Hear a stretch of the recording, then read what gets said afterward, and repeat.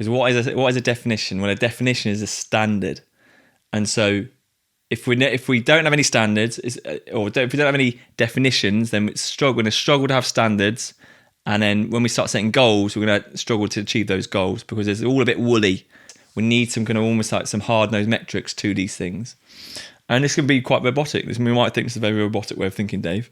But actually, just thinking about it, take 5 minutes to define to you what is hard work. What does it mean?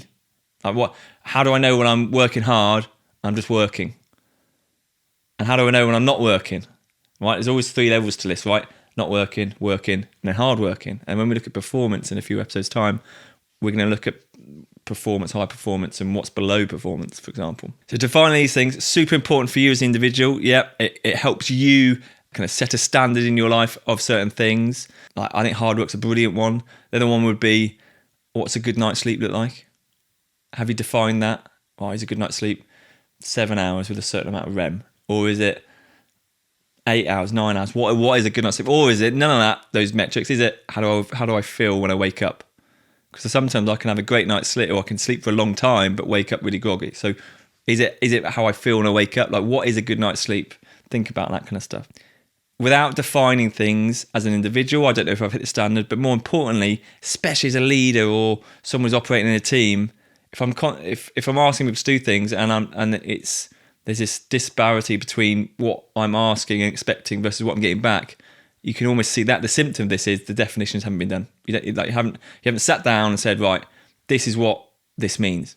Right, this is the definition of X. Onboarding people to teams, having these open conversations, allowing ourselves to be vulnerable, and not, here's the key thing, especially in a team, if you're a leader, you could just go and prescribe and say, right, this is what all these things mean, but actually doing it collaboratively gives you so much more benefit to people that actually get behind it. They understand what it means to, well, this is what we think hard work means, right? We've got a deadline. We're going to have to do some hard work here, folks. We know what that means. That means we might come in a bit earlier, go back a bit later, have a short lunch break, whatever it means, right? That's what it means. We're going to spend a bit of time in a hard work space. There's a whole piece around here about if you're not doing this, if you're not consciously doing this, it's happening subconsciously. So we all have definitions, right? We all have standards that we kind of assume, but because we've not consciously engaged with them, we're not really fully engaging with our environment. We're not fully moving forward into perhaps, I would say, our best potential.